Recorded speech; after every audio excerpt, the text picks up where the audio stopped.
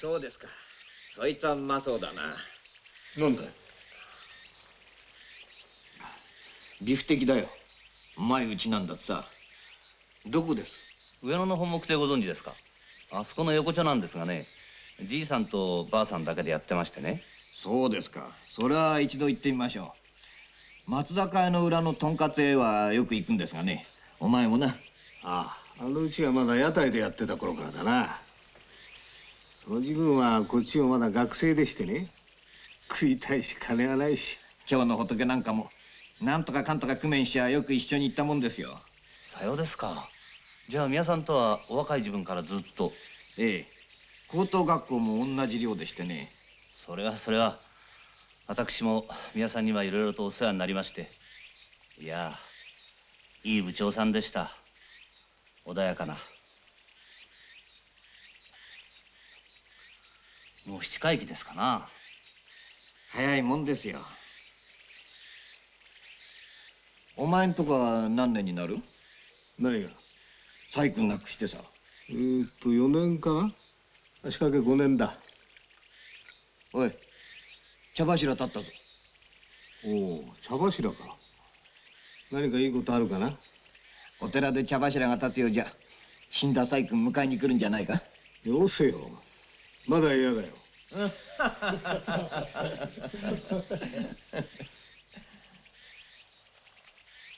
遅いわね、おじさま。そうね。どうなすったのかしら。あ、いらした。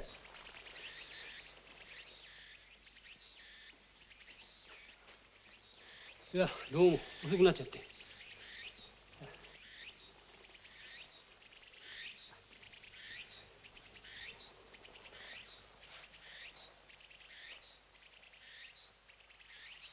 私、三輪修造の兄でございますが、本日は皆様お忙しいところ、何分田舎におりますもので、ただいまもつい曲がり角を間違えてしまいまして。どうも平山さん、田口さん。いや、ご無沙汰してます。今日ご上京ですか？いや、他に用もございましたんで、昨日参りましたんですが。あ、いつぞやまたせがれが大変お世話になりまして。いやいや、どうも行き届きませんで。どうしたの？この冬ね、うちの小僧が仲間と大勢で春名湖へスケートに出られてね、こちらの宿でご厄介になったんだよ。その節はまたお土産までいただいて。いやいや、お口に合いましたかどうですか。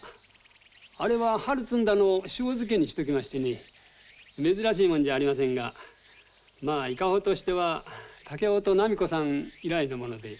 いや、大変結構でした。ああ、いつかのわらびか。ありゃうまかった。しかしどういうんでしょうな、年を取るとだんだんああいうものがうまくなってくる。そうですな。ひじきに人参ね、しいたけ切り干し、豆腐に油揚げ。それからビフテキとんかつか。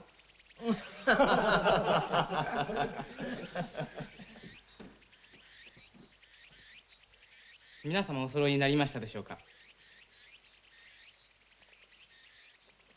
ではどうぞお始めになって。ではどうぞ本堂の方へ。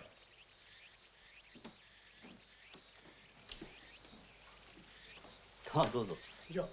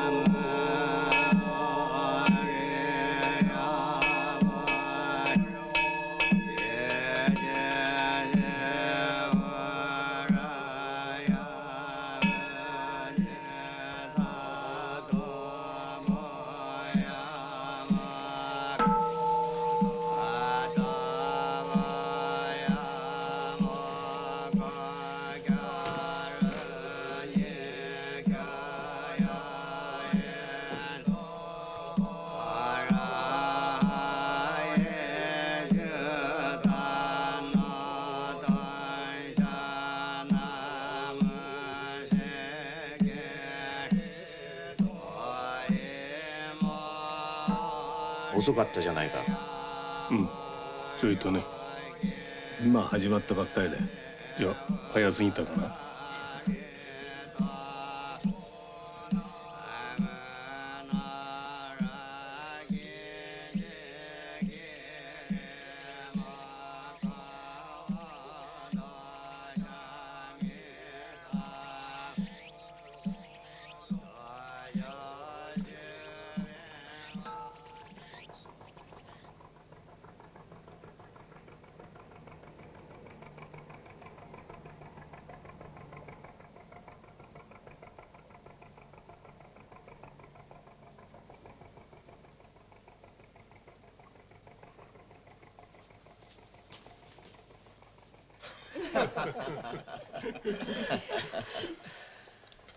いや、それにしても今日のお経は長かったね。ああ、長かった。お前言うことないよ。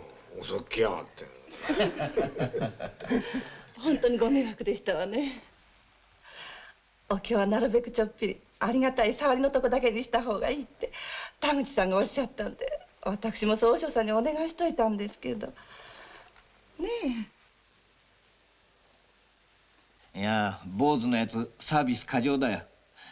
奥さん、お布施が多かったんじゃないんですか。え、とんでもない。そんなには差し上げませんわ。でも今日はよかったよ。涼しくって。お葬式の日は暑かったじゃないか。あの日はひどかった。俺は冬のモーニングでね。自分、あやちゃんいくつだったの？ 18でした。すると今。24です。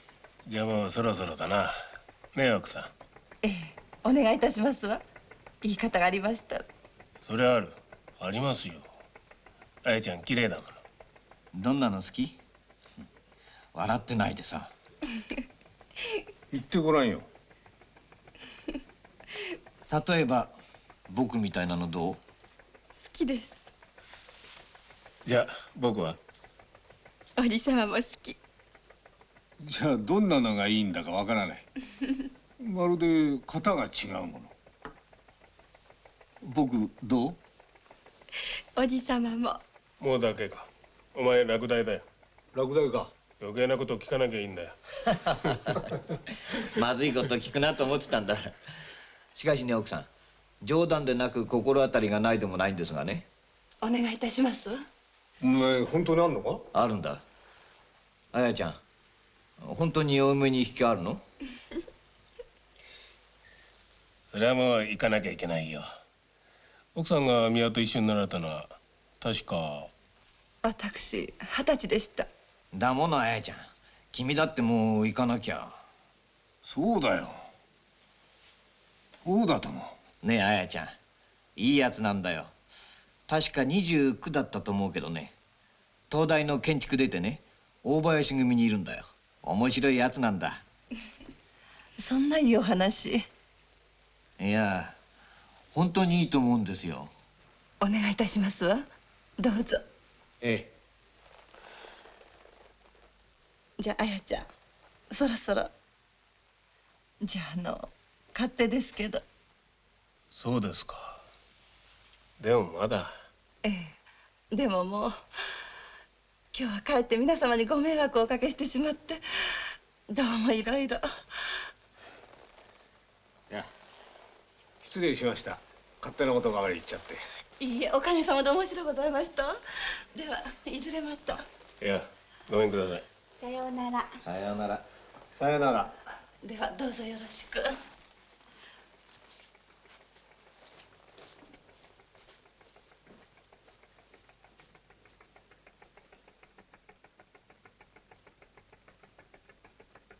じゃあここで失礼します。あやちゃん、分かってんね。はい。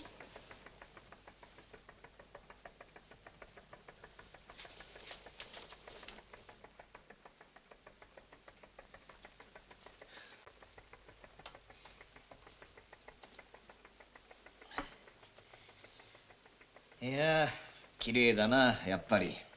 ああ。俺はあのくらいの年頃のこと話してんの大好きだな。いや、娘も娘だけどさ。お袋の方だろう。うん。変わらないね。綺麗だよ。そうかな。しかしあの子もいい子だよ。いい子はいい子さ。けどね、愛子さんだってもうとうに40を越してるんだぜ。俺もどっち取るかってやっぱりおふくろの方だな。ありゃいいよ。うん、いい。ありゃいいよ。それほどかな。それほどだよ。やっぱり何かね、あんな綺麗な女房を持つと男も早死にするもんかね。いや、宮のやつ家宝取りすぎたんだよ。このとこまた違った色気が出てきたじゃないか。そう。お前もそう思ったか。出てきたよ。どことなくね。お前あれ感じないようじゃよっぽど鈍いぞ。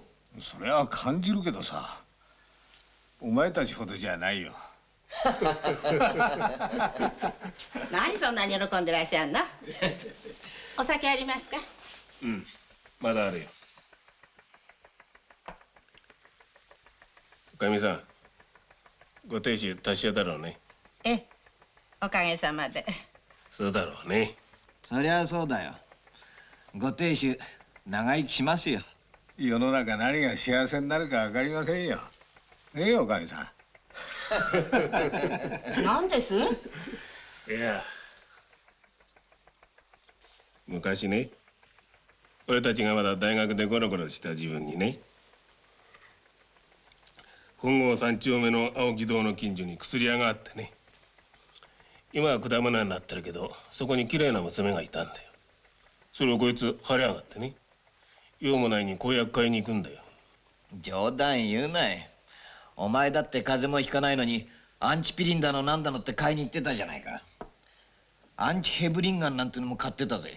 ああ、計り印のか。その娘ってのがね、今帰ったあの人なんだよ。ああ、あの奥様、ご兄弟かと思ったらお母様なんですってね。お綺麗ですわ。で、それからどうなったんです？ところがだよ。後がいけねえんだ。語るも涙でね。見合っての覚えてないかい。さあ、ここへも一二度来たことあると思うんだけどね。まあ手っ取り早くいやそいつに持ってかれちゃったってわけさ。おやおや、だったら風邪薬よりイモリの黒焼きを買いんだらよかったのに。そうなんだよ。その知恵はまだなかったんだ。今の若いやつらと違って何しろ純情だったからね。どうだか平山先生、お酒ありますか？あ、まだある。俺に炭酸くれないか。炭酸。はいはい、ただいま。あんなの持ってりゃ亭主は長生きするよ。何です？いやいや、こっちの話だ。炭酸だ。はいはい。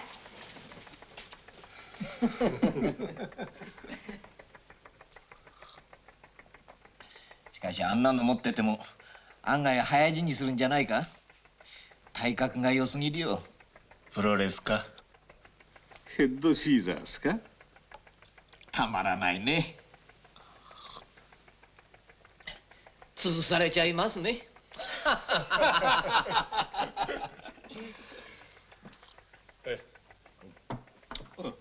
どうだい。ああ。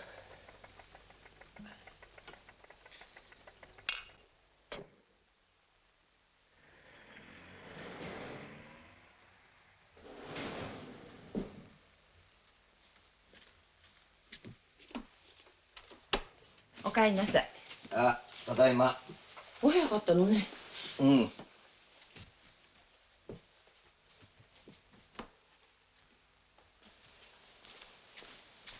日は遅いのかと思ってたわ。どうして？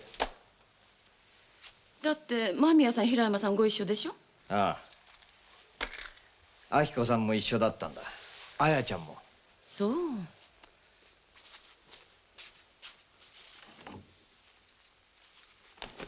おい、なんだよこれ。あ、陽子のよ。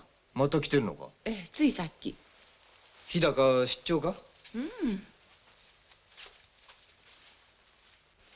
またいつものごたごたらしいの。お舅さんと一緒ってのはやっぱりうまくいかないらしいわね。お母さんと喧嘩でもしたのか。うん、お母様とはいいらしいのよ。でもやっぱりね。だから若いもんは若いもんだけの方がいいのよ。私だってよくそう思ったもん。困ったもんだね。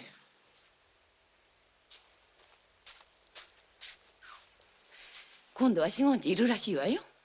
いつもよりカバン大きいもの。あれでうまくいくのかしら。行かなきゃ困るよ。お前だってそうだったじゃないか。そういやそうね。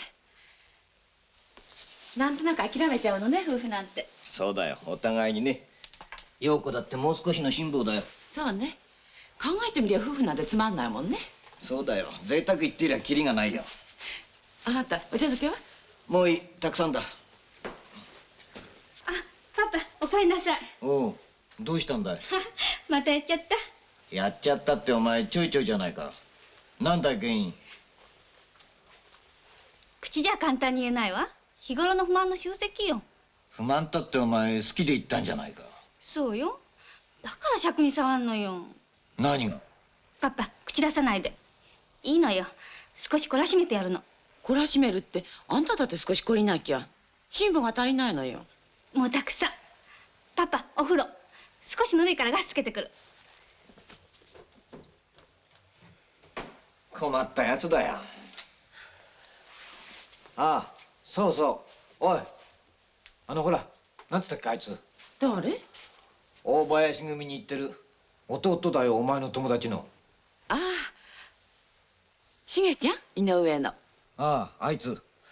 親父さんは確か上諏訪でオルゴールの会社やってるんだって言ってたね。ええ、そうよ。どうして？いいと思うんだよ、あれ、綾ちゃんの婿さんに。ダメよ。もう決まっちゃったわよ、あの人。決まったってお嫁さんがか。そうよ。お祝い何あげようかと思ってんのよ。そうか、そいつは惜しかったな。いやね、引き受けちゃったんだよ。何を？あいつちょうどいいと思ったんだよ。弱ったな。誰かないかね、他に。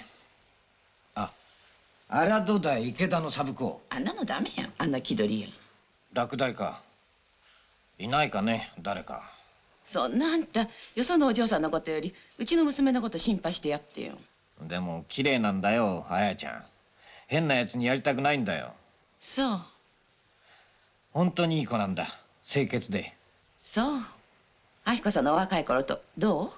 ああ、そらあれだ。なんだな、たちが違うね。間宮のやつは明子さんの方がいいって言ってたけどね。じゃああんたはどっち？ん、俺か。どっちかって言ったらどっち？やっぱり愛子さんの方でしょ。知ってるわよ。なんだい。本郷三丁目。あんた昔よくお薬買いにいらしたんでしょ、あんまこ。あんまくは俺じゃないよ。あれは間宮だよ。じゃああなたは何よ？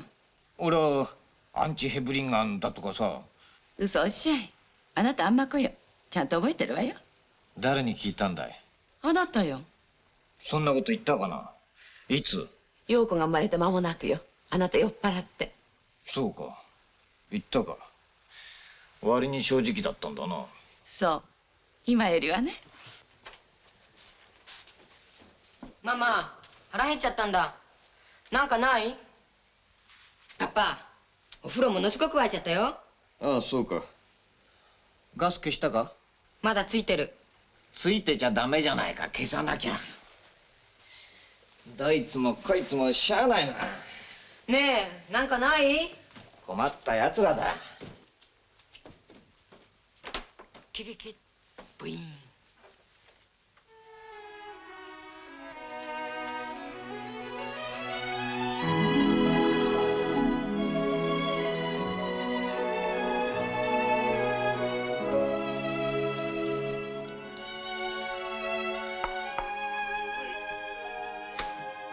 どうぞ。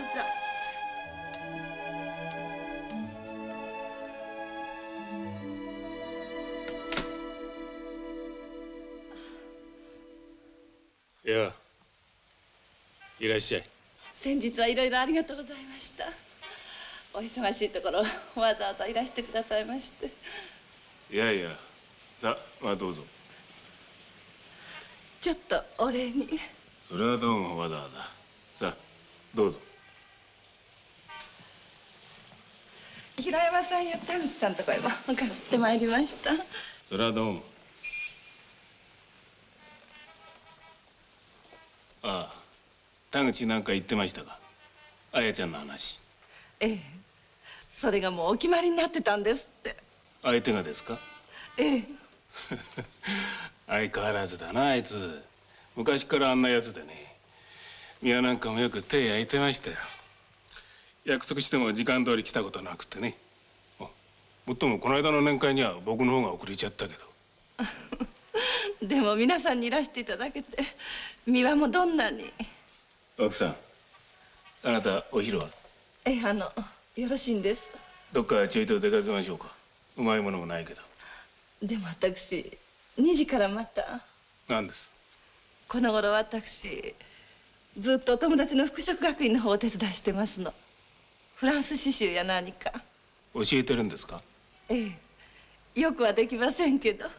それは大変だな。でもいいでしょう。僕の車でお送りしますよ。じゃあ出かけますか。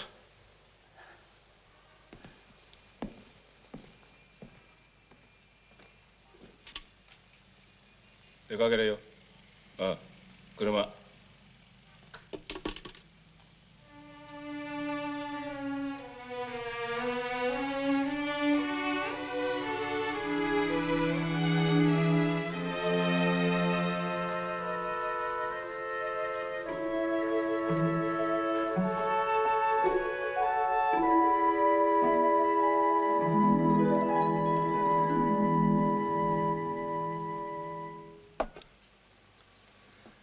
どうです？もう少し。いえ、もう。そうですか。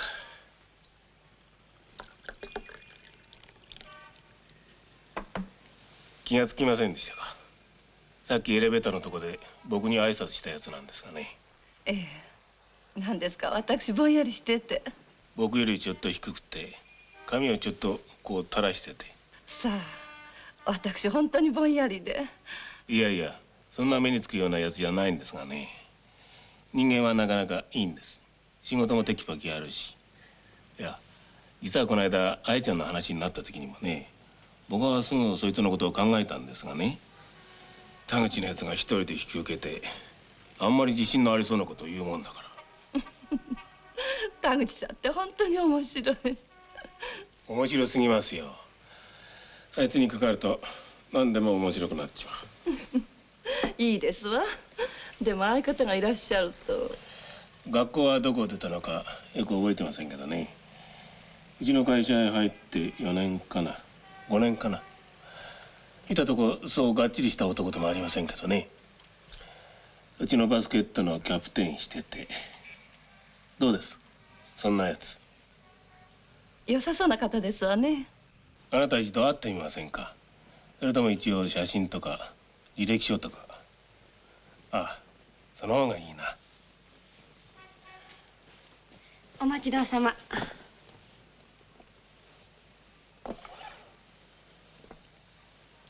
恐れ入ります。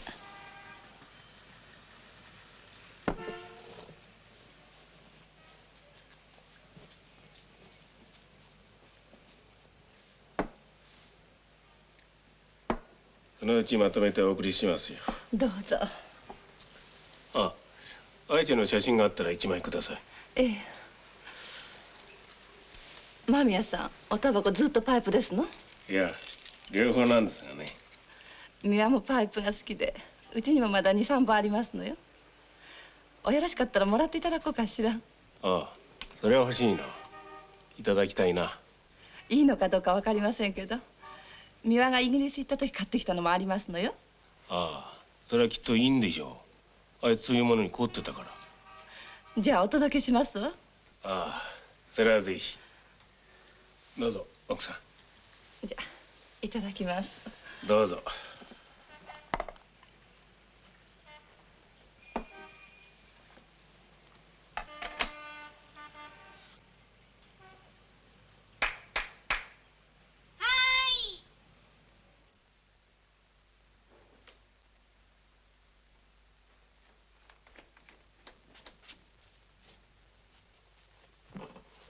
はい、お父さん。ああ、私いいと思うわ。何？素敵だわ、後藤さん。いいかい。いいわよ、絶対よ。私だったらすぐ行っちゃうな。あいつは学校どこ出たんだっけ？早稲田よ、整形。完璧の空。国はどこだ？伏見よ、酒屋さん、醸造家。ララララリララ。うるさいわね。少し黙ってらっしゃいよ。あっち行ってろ。いいじゃない。いらっしゃい。ラララランランランランラ。ダーちゃん、モニカいらっしゃい。行くのよ。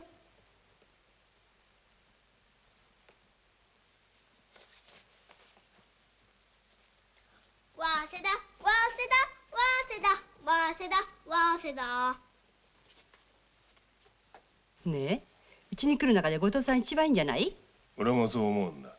一度呼ぶからね。お前からよく話して写真と履歴書をもらっといてくれ。ええ、いいわ。でも綾子さんをお嫁に行っちゃったら綾子さんどうなさるつもりかしら。一人で。それはどうにかするだろう。どうにかしなきゃしようがないよ。相変わらずおきれい、明子さん。ああ、綺麗だね。しかし俺は彩ちゃんの方が好きだね。清純で。そう。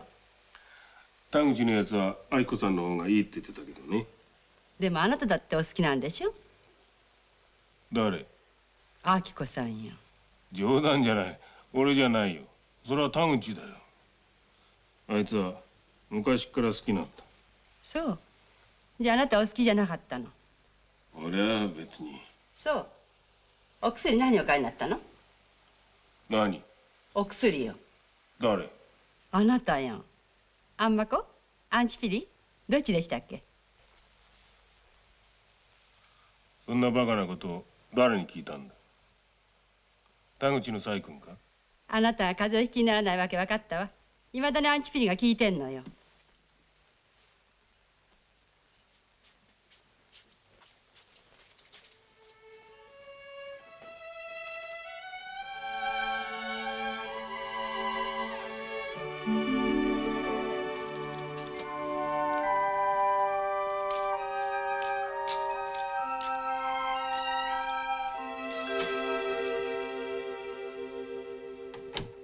ただいま。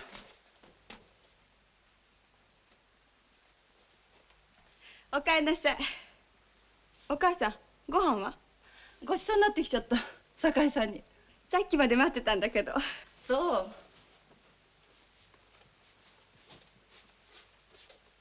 帰りにお菓子買ってきたわ。すぐ食べる？うん、私は後で。くたぶれちゃった今日。あっち行ったりこっち行ったり。あ、田口さんのお話ね。ダメだった。そう。どうして？もう決まってたんだって。嫌だわ。あのおじさまらしいわ。本当。でもまた別のがあるのよ。おかわり？急に売れ出しちゃったな。今度はどこ？間宮さん。いい方らしいのよ。あそこの会社の人で。そう。いずれ写真や履歴書を送ってくださるって。お湯沸かしてくるわ。その人ね、間宮さんとても褒めてらっしゃるの。できる方らしいわ。この間もね、その方のことをおっしゃりたかったんだって。あなたの写真も欲しいっておっしゃるのよ。ねえお母さん。何？そのお話お断りしてよ。どうして？写真や履歴書いただいてからお断りして悪いもの。私の写真はあげないで。紅茶にする？そうね。ねえ、あなた好きな人でもあるの？ないわよそんな人。だったら考えてみたら？皆さんがあなたのことを心配してくださるなんて本当にありがたいと思わなきゃ。それは分かってるわよ。でも私このままでいいの。だっていいのよ。私まだお嫁に行きたくないの。行きたくないってあなた。まあちょっとお座りなさいよ。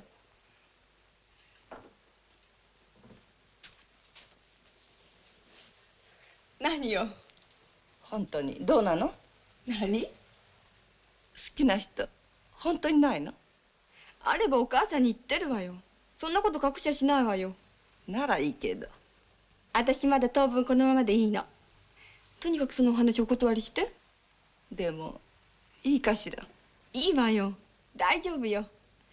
だから二人で仲良くしましょうよ。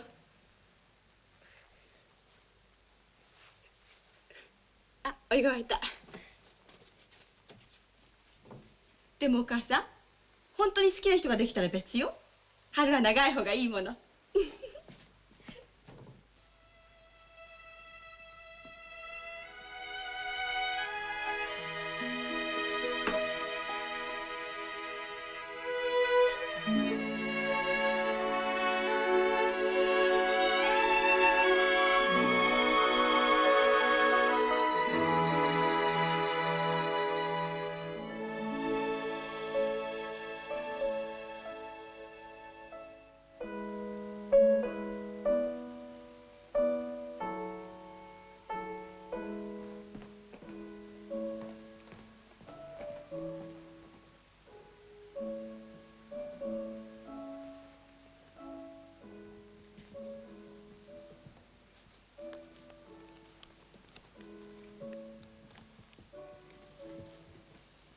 あなたちょっとこんな風にね。はい。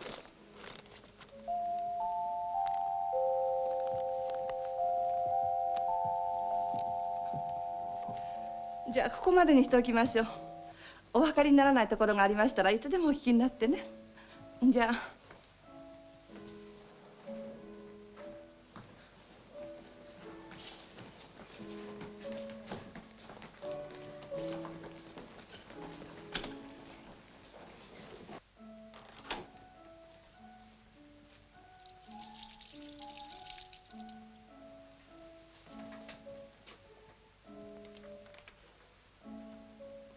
ご苦労さん、済んだの？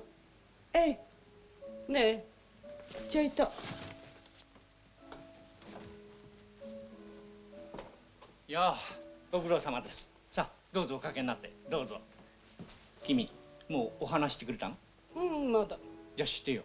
あなたからなさいよ。そう？じゃあそうしましょうか。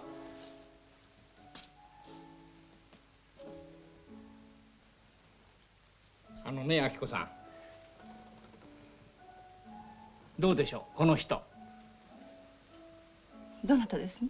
いいえね、お宅のお嬢さんにいかがかと思って。でもその人、ちょいと鼻が曲がってやしない？あ、それ写真ですよ。光線のせいよ。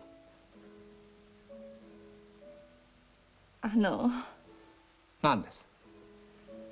せっかくですけど、綾子まだお嫁に来たくないって言ってますの。でもとにかくダメよ、こんな人。けどね、本当にいいのよ、家柄だって。家柄より本人よ。ゆうべもそう言ったじゃないの。でも惜しいわね。惜しかないわよ、こんなの初めから落第よ。ねえ。そんなことないけど。この間もね、綾子宮のお友達の方からのお話お断りしちゃったのよ。どうして？嫌なんだって、まだ。そう。けど本当はあなたもまだやりたくないんじゃない？そうじゃないけど。でももうやらなきゃダメよ。ぐずぐずしてると変なの掴んじゃうもの。私はそうじゃなかったけど。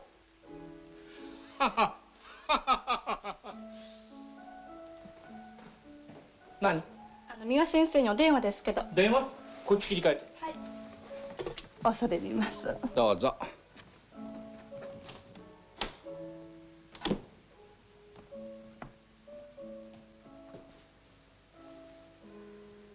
もしもし？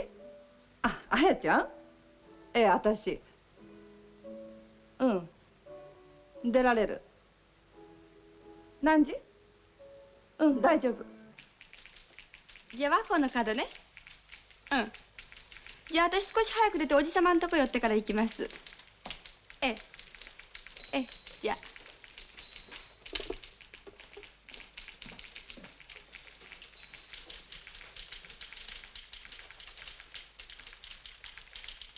ねえ、石井さん休暇もらえないんだって。あの人地図まで買ってたのに。どうして？あそこの課長肘が悪いのよ。じゃあ7人ね。そう。ねえ、私キャラバンシューズ買いたいの。帰りに付き合ってよ。今日はダメ。約束しちゃったから。へえ、デート？あんたでもそんなことあんの？嘘よ、お母さんとよ。なんだつまんない。最低だな。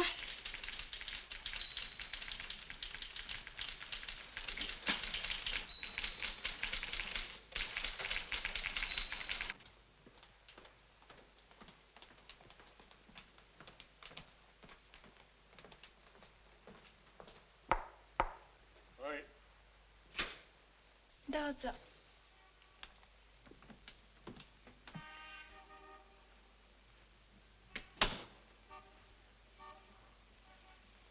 いや、よく来たね。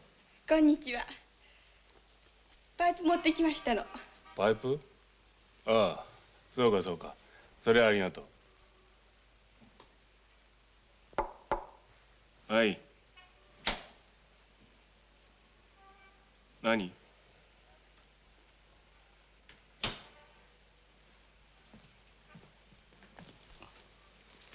これ。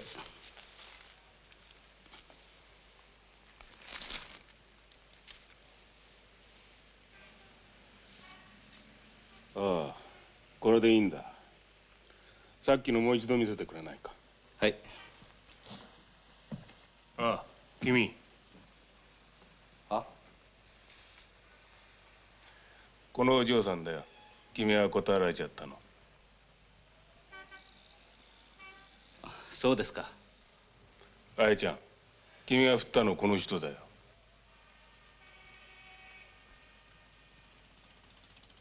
あ、後藤です。失礼します。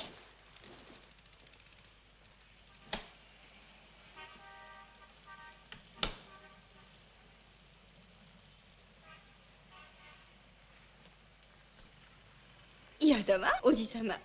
何が？悪いわ、あんなことおっしゃって。だってその通りじゃないか。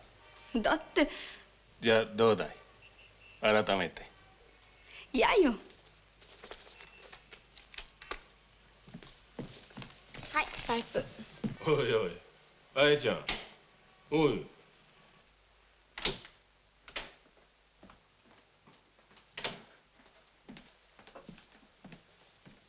や。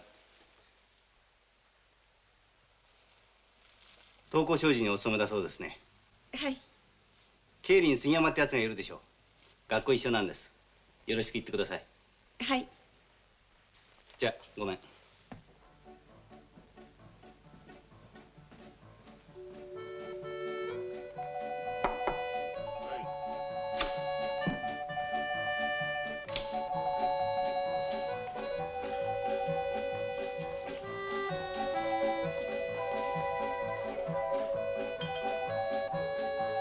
はい、お待ちどう。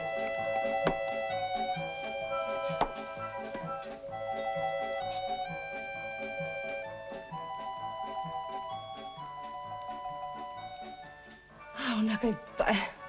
ビール残ってるじゃない。あ、そうか。もったいない、飲んじゃおうか。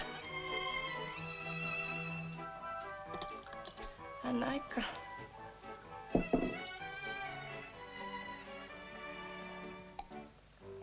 お待ちどうさま。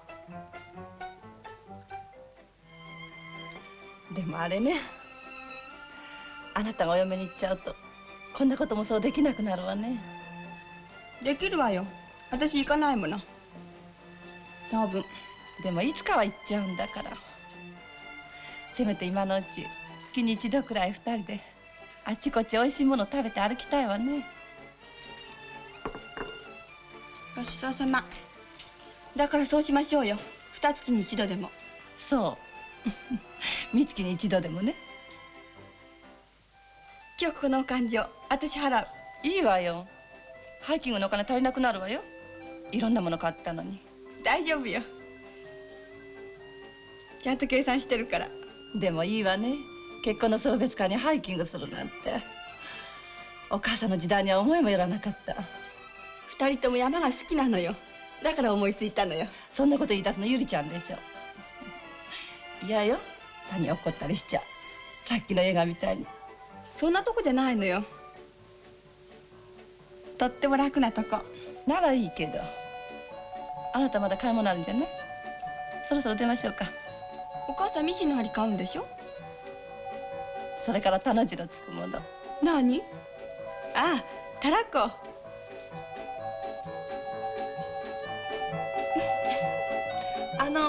すいません、お勘定。は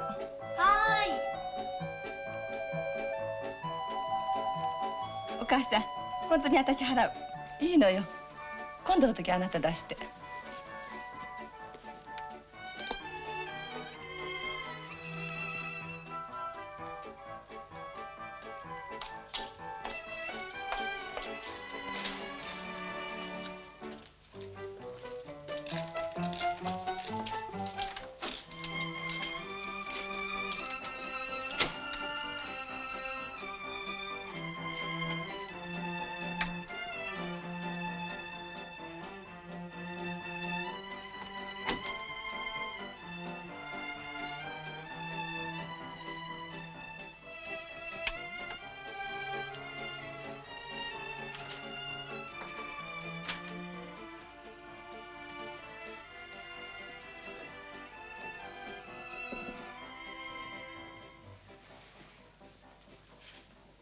お母さん、疲れたでしょ。うん。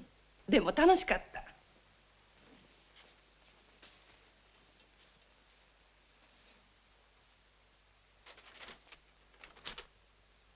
あ、忘れた。何？固形スープ。いいか、誰か持ってくわね。さあ、うちのはもうなかった？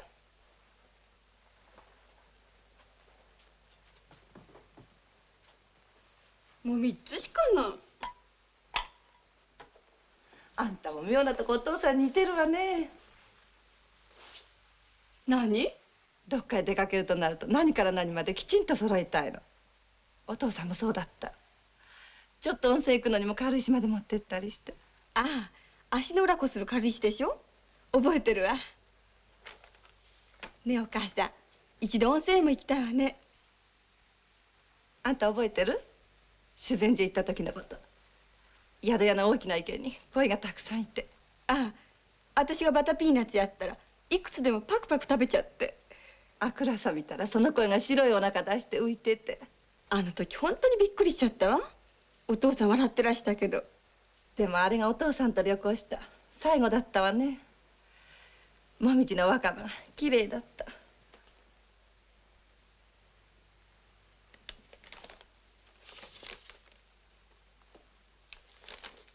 ねえ、お金貯めてどっか旅行しない？どこへ？周遊券であっちこっち回るのよ。伊香保のおじさまんとこ寄ったっていいし。そうね。一度行きましょうか。あなたがお嫁にでも行くともうそんなことできなくなるし。お母さんすぐそんなこと言う。そんなに私お嫁にやりたいの？だっていずれはやらなきゃならないんだもの。行かない行かないわ。このままでいいのよ。でもお母さん、もし私に好きな人でもできたらお母さんどう？どうって？寂しい？寂しくったってそんなことしようがないわよ。我慢しなきゃ。お母さんのお母さんだってきっと我慢してくれたのよ。そういうもんよ、親子って。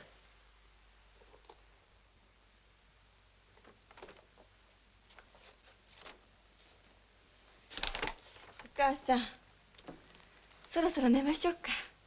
そうね。明日も早いんだから。今日は楽しかった。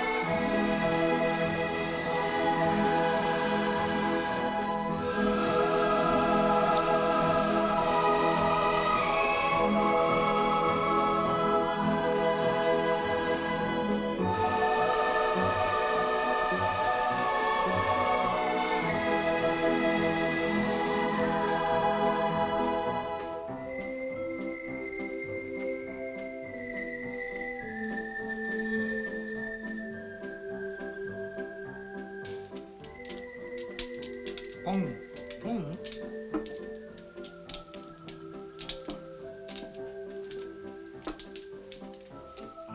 あ、来た来た。はいリーチ。リーチ？早いな。これ君捨てたんだな。そうよ。じゃあこれだ。はいそれ。リーチゾロゾロのドラ1で3パスよ。おい、そう取るなよ。お婿さんからよ。いいわよ。こないだお祝いあげたんだもんね。重いのに偉いもの持ってきちゃった。奥さん、旦那さんは泣いてますよ。どう？あんまり泣かせないで。おい、言うじゃないか、奥さんらしいこと。爽やかってどんな字だっけ？爽やかじゃないよ。鬱陶しいんだよ、君の旦那さん。爽やかってもう奏で書いちゃった。おい、宮君、君振ったんだってな、後藤。何？三和商事の後藤だよ。昨べ新宿の鳥そばで一緒だったんだ。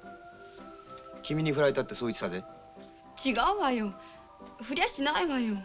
いいやつなんだ、振るなよ。違うって。振ったんじゃないって。何よ。何の話？いいから君は黙って旦那さんのことでも考えてろ。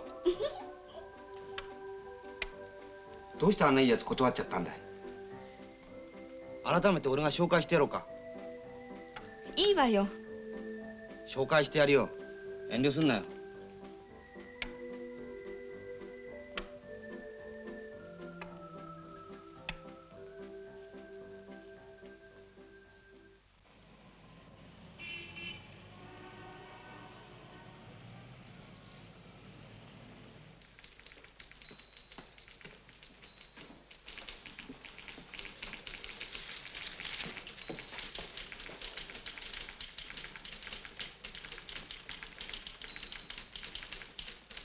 ねえ、そろそろよ。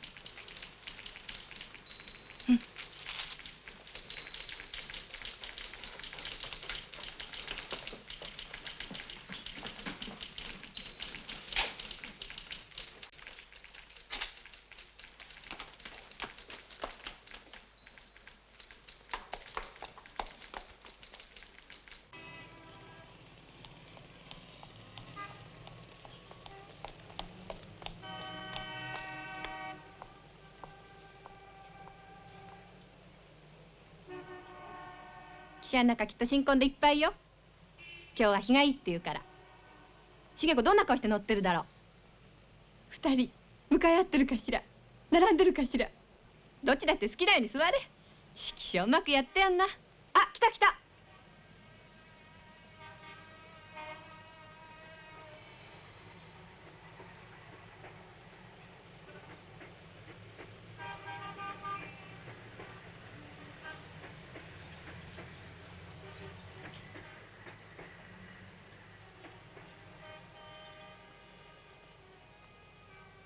なんだ茂子のやつ、窓から花束振るなんて言ってて。忘れちゃったのかしら。忘れることないわよ、あれだけ言ってて。じゃあ恥ずかしかったのよ。けどさ、今日のご披露だって私たち呼んでくれたっていいはずよ。うん、断然呼ぶべきよ。忘れられちゃったのよ、私たちのこと。でもさ、一緒に入社してあんなに仲良くしてたのに。みんなだんだん離れてっちゃうのよ。だったら結婚なんてつまんない。やっぱり男もそうだろうか。さあ、私たちの友情ってものが結婚までのつなぎだったらとっても寂しいじゃない。つまんないよ。そうね。バカにしてら。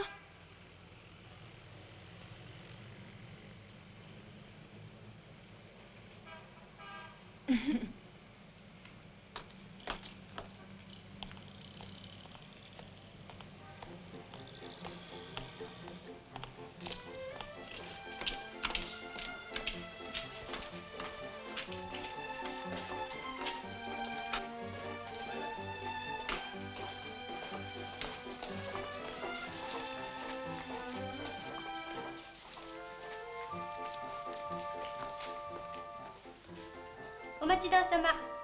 あ、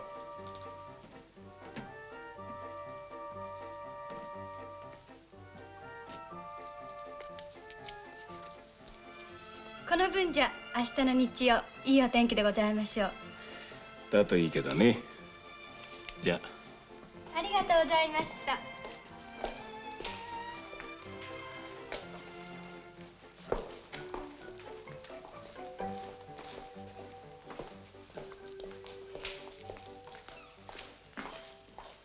いらっしゃいませ。いらっしゃいませ。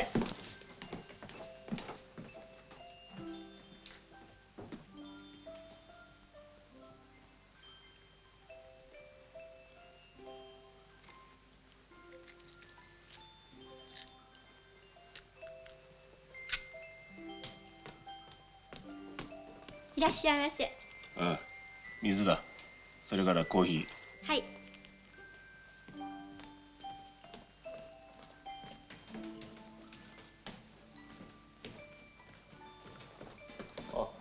あら。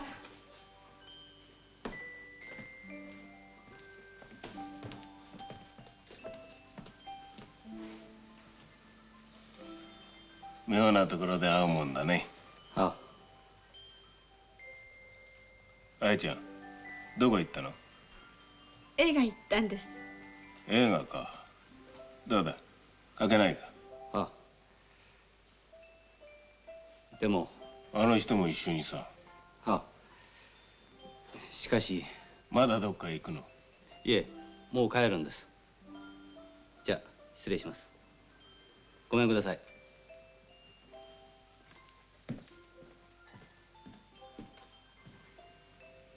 あやちゃん、一緒に行かなくてもいいのかい？ええ、いいんです。じゃあまあ、おかけよ。ええ。お待ちどうさまでした。何かもらうかい？いいえ、もうたくさん。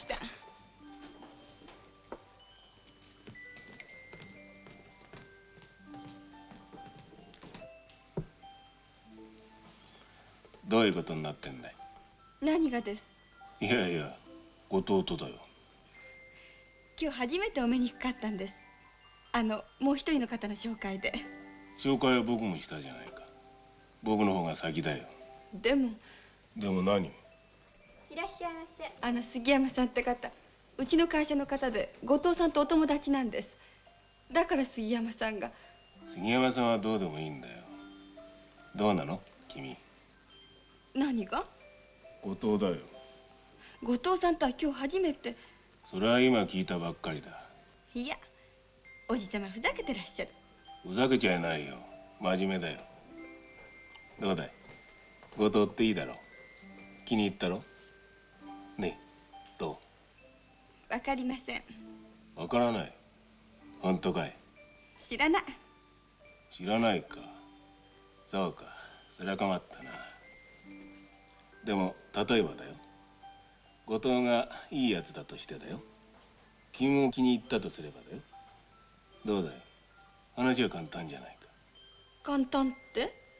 結婚だよ。嫌だ。嫌だ。嫌かい。だっておじさま、例えば私に好きな人ができたとしてもよ、いろんな事情でその人と結婚できない場合だってあるじゃありません？そうかな。どんな場合？例えば経済的なこととか。それもあるけど。他に何だい？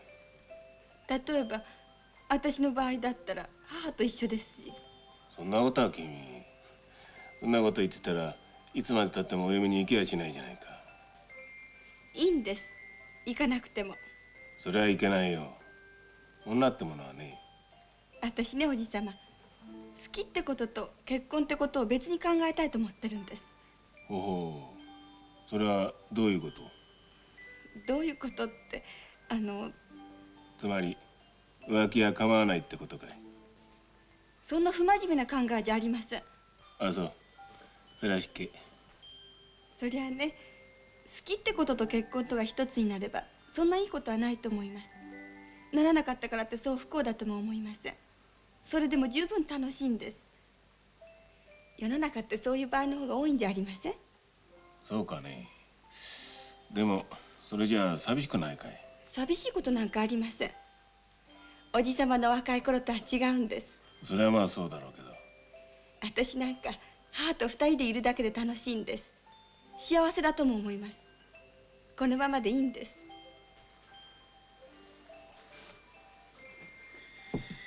君はよっぽどお母さんが好きだね。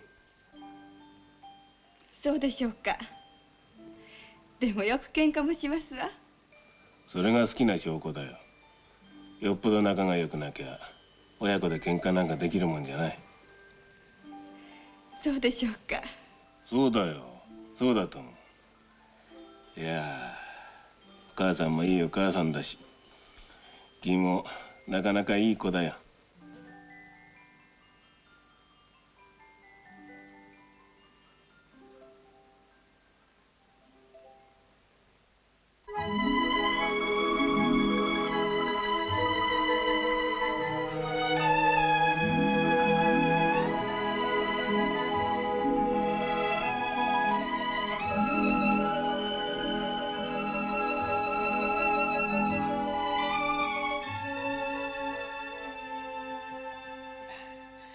いやこの頃の若い子はしっかりしてるよ。中には変なのもいるけどね。しかしそれもわかるじゃないか。何が？恋愛と結婚と分けて考えてることさ。それだけ世の中がせちからくなったんだよ。それで何かい？あやちゃんその男を好きそうではあるのかい？うん、俺の見たところじゃね。しきりに初めて会ったんだって弁解してたけどね。あれはどうも2度目か3度目だな。でその杉山さんっていうのは何だい？ああ、それは関係ないんだ。じゃあ問題はやっぱりおっかさんだね。そうなんだよ。じゃあわけないじゃないか。何が？まずおっかさんを結婚させるんだよ。再婚か？そうだよ。それで娘をやるんだよ。二人一緒に片付けるんだ。うまくいくかな？そりゃいく。話の持ってき方一つだよ。そりゃ案外明暗かもしれんな。それがうまくいけばそれに越したことはないけどさ。行くさ行くとも。明子さんあんなに綺麗なんだもん。誰だってもらえますよ。じゃあ前一つ明子さんに会って聞いてみるよ。再婚の意思があるかどうか。俺がか？そうだよ。お前が言い出したんじゃないか。適任だよお前。やってみるよ。やれよ。じゃあ一つ当たってみるか。見ろ見ろ。しかし相手がいないな。うん。平山でどうだい？俺か？そうだ、それは案外明暗かもわからんな。冗談じゃない。それは困るよ。俺は嫌だよ。仮にもお前旧友三輪の細君を。いいじゃないか、そう固く考えなくたって。嫌だよ。俺は嫌だ。そんな不道徳な。不道徳なことはないよ。お前がやもめで向こうもやもめだもん。理屈はそうでも俺は嫌だよ。断然嫌だよ。よしてくれ。そうか。じゃあしょうがないな。じゃあお前当たるだけ当たってみたらどうだい？じゃあそうするか。おい、仮にも俺の名前出してくれんなよ。いいな。もったいないやつだよ。それじゃあ何のために今までやもめになってたんだかわかんないじゃないか。いや、まったくだよ。変わってやりたいよ。ああ、変わってやりたいね。変わってやりたいよ。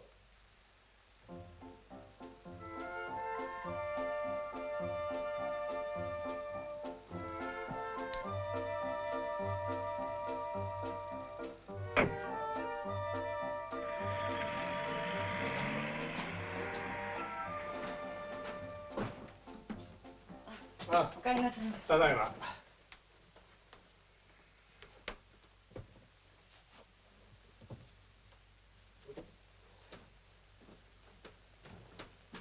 おかえり。見たのか？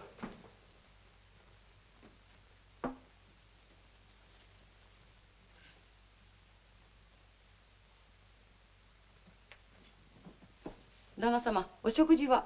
あ、食ってきました。お前は？こんな時間まで待っちゃいられないよ。もう食っちゃった。そうか。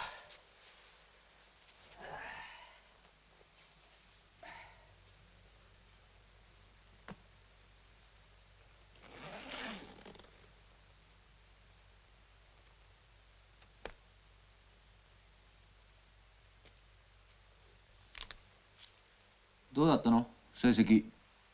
当たってかい？まあまあだ。どうしたんだい？何？元気ないじゃないか。ああ。どうかしたのかい？いや、どうもしないけどね。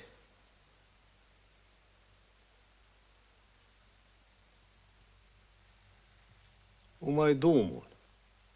何が？お父さん断ってきたんだけどね。お嫁さんもらわないかって話があるんだ。俺のかい？いや、お父さんのだ。お父さんのか。うん。誰だい相手？いや、相手はとにかくとしてだ。お前どう思う？どう思うって、それ相手次第だよ。俺の知ってる人かい？おう。誰だい？言ってごらんよ。隠すなよ。隠しはしないよ。じゃあ誰さ？言いなよ。うん。お前、三輪のおばさん知ってるな。ああ、あの人。すごいじゃねえか。あの人だったらいいよ。そうか。いいかい？いいさ。それお父さん断ったのかい？うん。まあね。バカだな。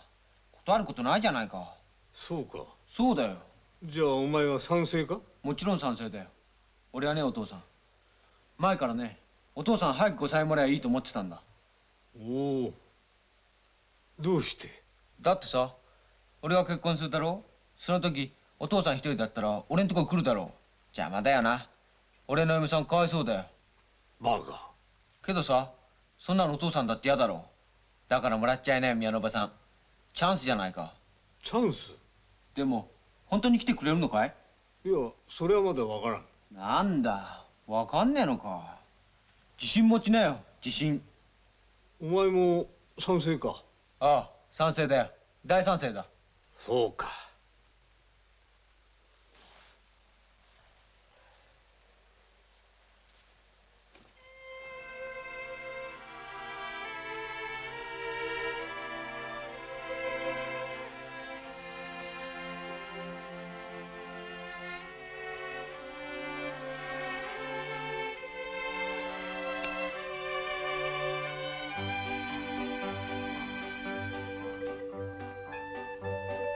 お父さん、急に元気出たじゃないか。うん？いや。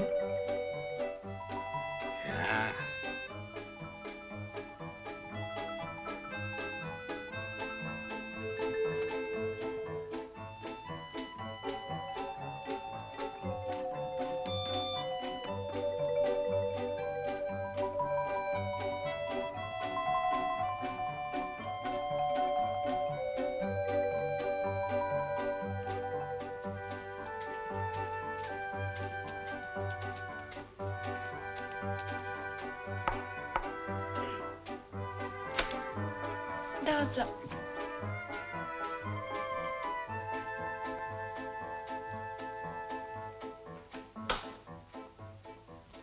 よう、なんだい？いや、ちょっとね、いい天気だね、今日も。ああ、ここんとこ続くね。ああ、よく続く。お、ゆうべ地震あったね。そうか、気がつかなかったな。あったよ。小さかったけどね。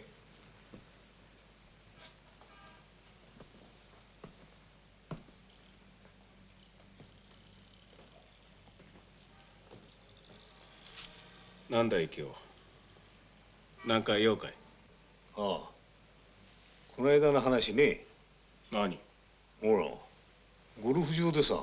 ああ、学生の就職のことか。いや、クラブハウスでさ。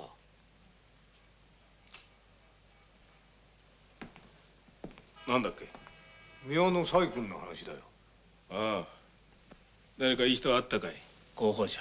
うん、まあ俺もいろいろ考えたんだ。何を？いやね、あの時お前が言ったことな。あのことうちのせがれも賛成なんだ。なんだっけあのことって。分かってんじゃねえか。いや一向にわからないね。とぼけるね。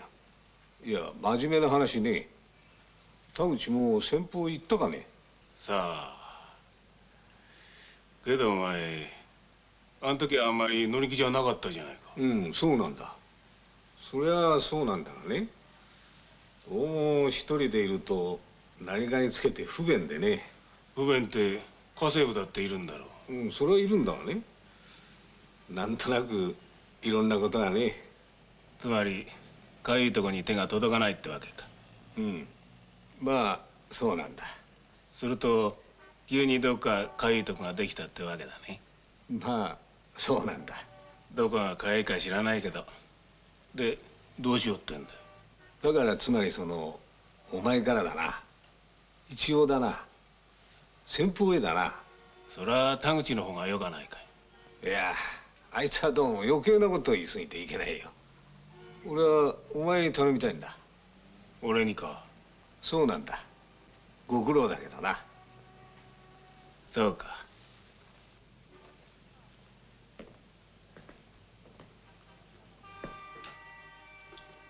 ああ、日東電機の田口さん呼んで。大丈夫かね、田口。大丈夫だよ。あいつが行くことになってるんだから。でもあいつじゃまとまるもんでも。壊れちゃうっていうのか。あ、もしもし。何？田口さん出かけた。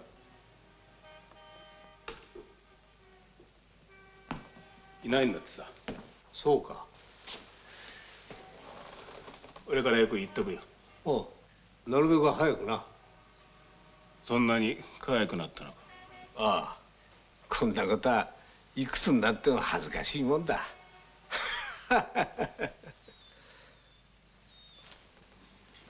どこへ行くんだい？ちょっとトイレ行ってくる。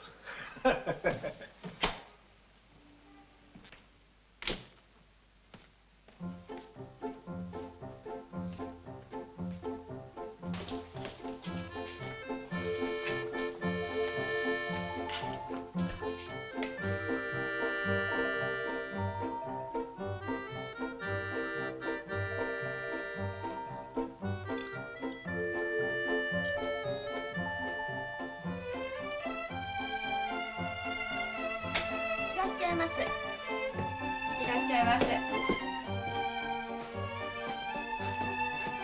どう？平山は？まだ来ない。行ってきたかい？ああ。おい、どうだったい？ああ。それが妙な話になっちゃったんだよ。ああ、俺にもウイスキーもらおうか。水割り。はい。俺はこれだ。おかわり。はい。どういうんだい、妙な話って。点でダメなんだよ。再婚するなんて気持ち全然ないんだ。初めからしまいまで死んだ亭主の話ばっかりさ。で、あやちゃんとことの話はしたのかい？ああ、そりゃしたんだがね。なんて言ってた？ああ、そうですかって笑ってたよ。そうか。で、平山の話は？そんなこと言えるもんか。まるで庭ののろけ聞かされに行ったようなもんだ。ちょいとほろりとされちゃったりしてね。いや、平山の話ですか？ああ、出ず。お待ちどうさま。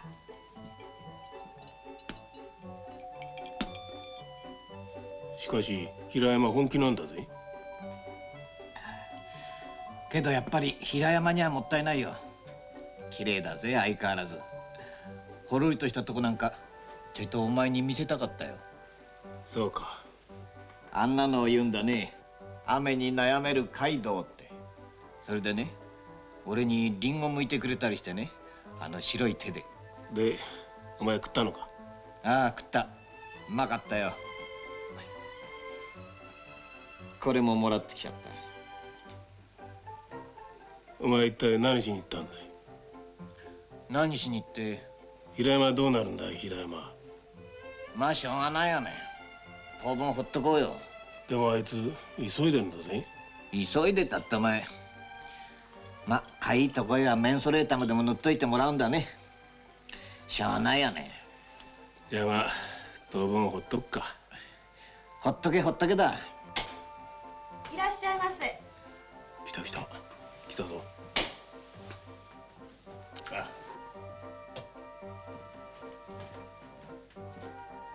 いや、おう。遅くなっちゃった。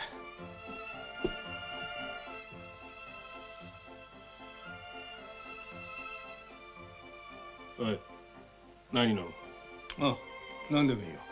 そうか。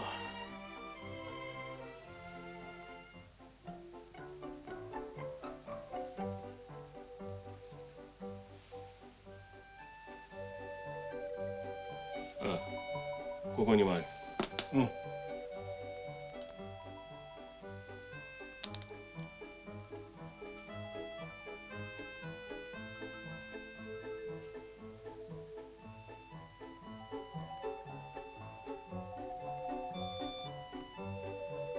田口、言ってくれたかい？ああ、言ったがね。話してくれたかい？ああ、話したがね。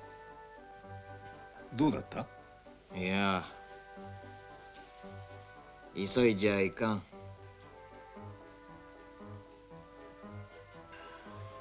急いじゃいかん。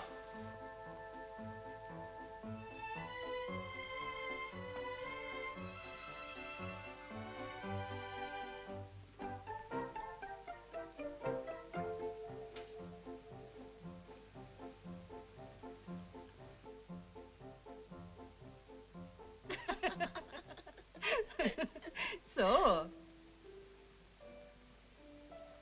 じゃあ平山さんかわいそうじゃないの。そうなのよ。あの人出しに使って二人で面白がっちゃってるのよ。不良ね。うちもお宅も。でもお宅はまだいいわよ。うちなんかこの間こんなこと言うのよ。俺が死んだらお前再婚するかって。もうこりごりだって言ったら、そうか俺はするよって言うの。誰とって聞いたら、それはお前彦さんとだよってシャーシャーしてんの。そう。うちもきっとそうよ。綺麗な人っていつまでもお得ね。そうね。羨ましくなっちゃうわ。そりゃ彦さんにしたっていきなり再婚の話持ち出されりゃ、ああそうですかって言えないわよね。私だって言わないわ。私だってそうよ。たとえその気があるにしてもよ。そうよ。言い方下手なのよ。そうよ。お母さん行ってきます。美智子ちゃんデート？そう、夕方から泣いた。おばちゃんも話せるわ。行ってきます。行ってらっしゃい。困ったもんよこの頃の子は。うちなんかもひどいもんよ。まだ私たちの時の方が良かったわよ。せいぜい少女歌劇ぐらいに憧れて。そうね。モンパリーだとかすみれの花の咲く頃だとか。今何よ、ロカビリーだとかプレスリーだとかって。お花だってブリキにペンキ塗ったのが入るわけよ。ほんと。こんにちは。いらっしゃい。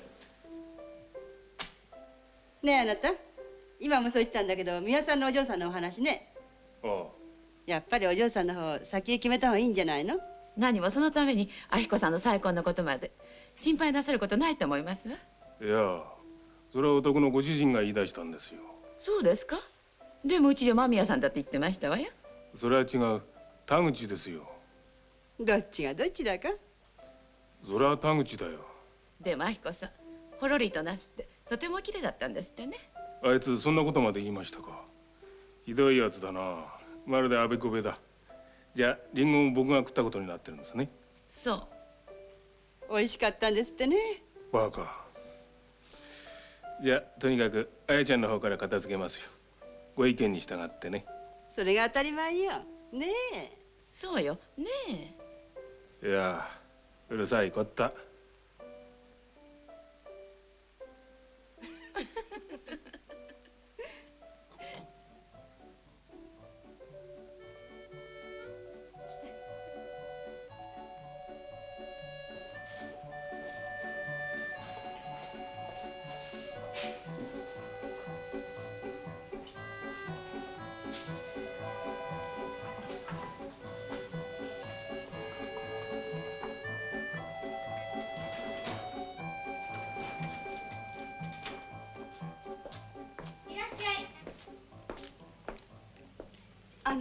間宮さんって方。ああ、お待ちになってます。ああ、あいちゃん、こっちだ。上がり。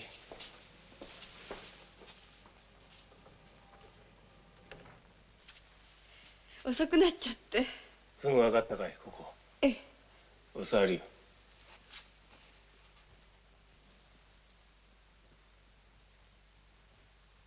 楽におしよう。昼休みもういくらも時間がないからすぐ本題に入るけどね、実は君の結婚の話なんだ。どうなんだい、後藤。どうって？好きなのか嫌いなのか、まあそれを聞こうじゃないか。嫌いじゃありません。じゃあ好きなんだね。後藤もそう言ってるんだ。じゃあいいじゃないか。話進めるよ。いいね。でもおじさま。何？私まだ結婚のことまで考えていないんです。ああ、それはこの間聞いたね。ですから私今すぐここでご返事。でも好きなもんならいいじゃないか。一緒になったって。でも私が結婚したら母はどうなるんでしょう。ああ、お母さん。ええ。そのこともね、みんなで心配してるんだよ。困るようなことはさせないよ。それどういうことなんでしょう。いや、例えばお母さんが再婚されるとしたらどうなんだい。再婚って母にそんな話があるんでしょうか。まあないこともないんだがね。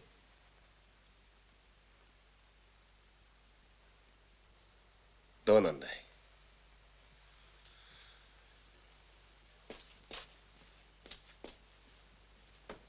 お待ちどうさま。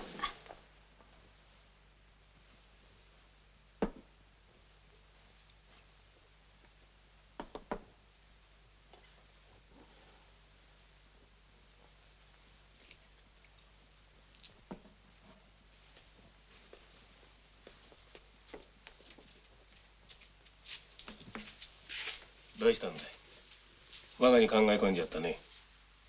上がりよ。そのお話もう決まってるんでしょうか。何？お母さんのかい。どういう方なんでしょう。相手かい。ええ。君もお母さんも昔からよく知ってるし、平山なんかどうかと思って。平山さん。どうだい。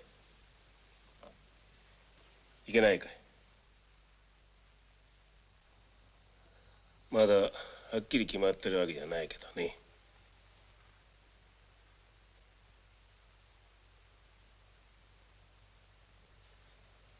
どうだい。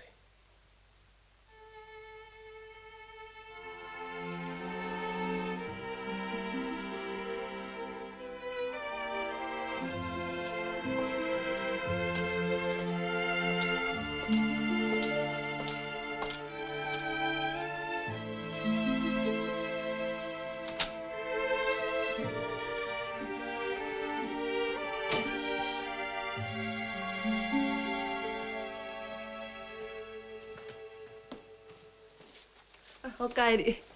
お腹空いてる？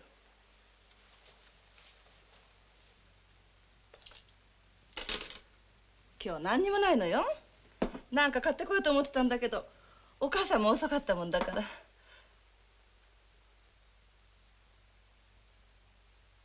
どうしたの？何かあったの？どうかしたの？どうしたのよ。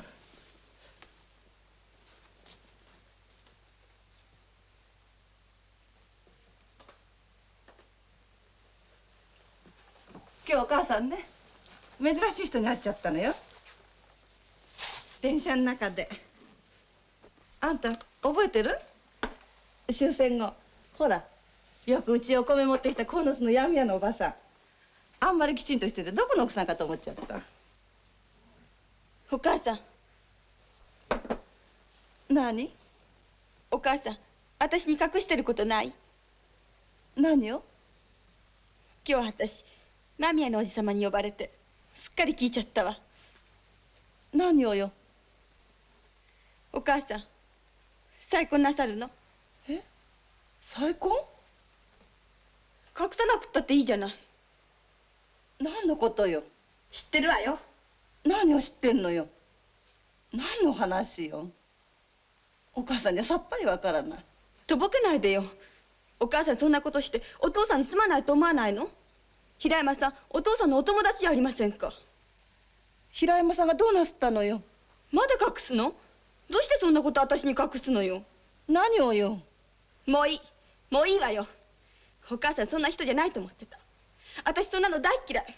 何言うのよあやちゃん。汚らしい。そんなの大嫌い。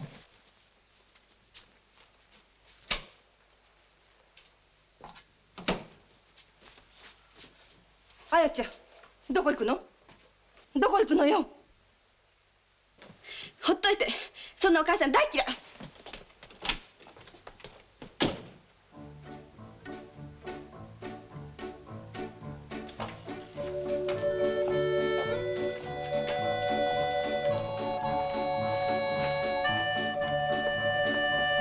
お前様。そちら様。私これ。あれだよ。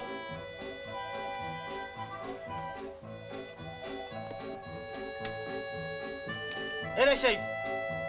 あ、いらっしゃい。ゆり子さん。ええ、いますよ。ゆりちゃん、ゆりちゃん、宮さんが見えたわよ。どうぞ、どうぞ上がるよ。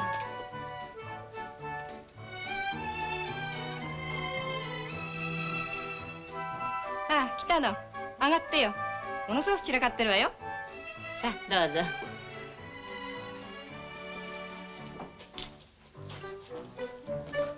はい、お待ちど。旦那、お後まだお付けしますか。浜。ああ。つけてくれ。旦那、浜お好きですね。うまいね、ハマグリ。ハマグリは虫の毒。チューチュータコかいなか。タコおつけしますか。タコはもうできてんだ。ハマグリだよ。柔らかいとこ。ハマグリは初手か。あと赤貝頼むよ。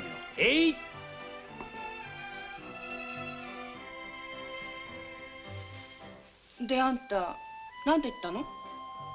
だってそんなの嫌じゃない。しかも相手はお父さんのお友達よ。不潔だわ。それであんた飛び出してきたの？だってそんなの汚らしいじゃない。そういうこと。だって私でさえまだはっきりお父さんのこと覚えてんのに、お母さんまるでもう忘れちゃったみたいに。そんなこと私どう考えたって許せない。ねえ、わかるけどそれあんた少し勝手すぎない？何が？お母さんの身にもなってあげなきゃ。どういうこと？だってさ、お母さんだって女よ。そこ考えてあげなきゃ。どういう意味？あんた自分には好きな人があってお母さんだけにどうしてそう厳しくすんの？そんなの勝手じゃない。私だったら黙って見てるな。じゃあこんな時あんた平気？平気よ。お母さんはお母さんでいいじゃないの。人のことだと思って。違う。私今のお母さん来た時平気だった。だからって死んだお母さんのこと忘れてるわけじゃないわよ。今だって目つぶればお母さんの顔はっきり浮いてくるわ。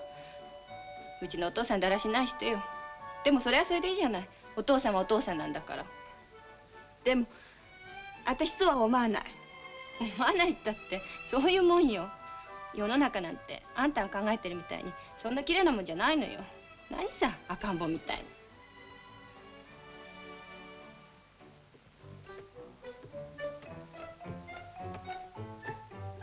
ゆりちゃん、これ。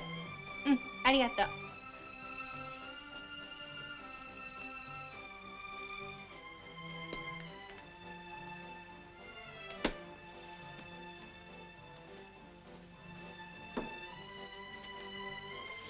どう？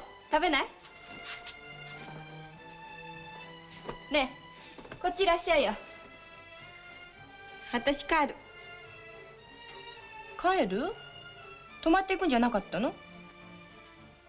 帰る。じゃあこれ食べてきなさいよ。たくさん。本当に帰るの？じゃあ帰れ帰れ。何した赤ん坊。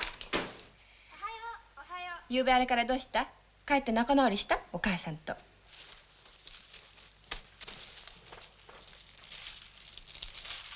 なんだ、まだ怒ってんの？怒ってろ怒ってろ。今日も明日も明後日も。なんだ。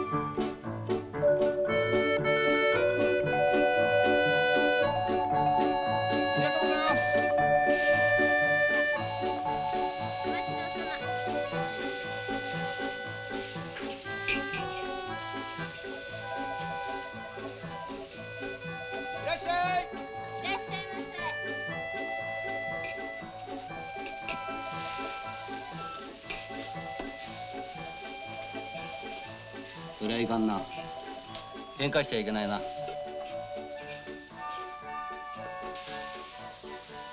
僕なんか早くお風呂にしないちゃったせいか、あの時あんなことで喧嘩なんかしなきゃよかったなと思うことありますよ。時々ふっと思い出して嫌な気がすることあるな。僕んとこ伏見でね、伏見には昔から泥で作ったお天様の人形があるんですよ。それがうちの台所の棚に並んでて。どうしたの？中学3年の時だったけどね、つまんないことでバカに腹が立っちゃってね、その人形みんないっぺんにぶっ壊しちゃったんだ。その時のおふくろの顔いまだにはっきり覚えてますよ。それがつまんないことなんだ。ありがとうございます。腹減らして家に帰ってきたら飯ができてなかったんだ。その年の秋おふくろ死んじゃったんですよ。そう。いや、喧嘩しない方がいいな。喧嘩しちゃいけないな。そうね。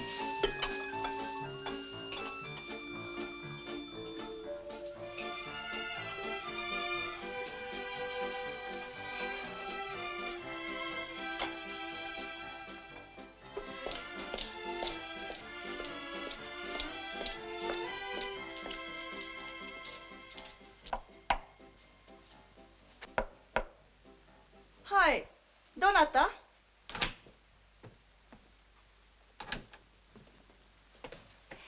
こんばんは。あ、いらっしゃい。あやは？まだよ。